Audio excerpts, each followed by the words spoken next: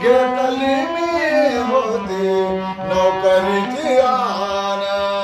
पावली येतात वेद मला वाटला खेद पावली येतात वेद मला वाटला खेद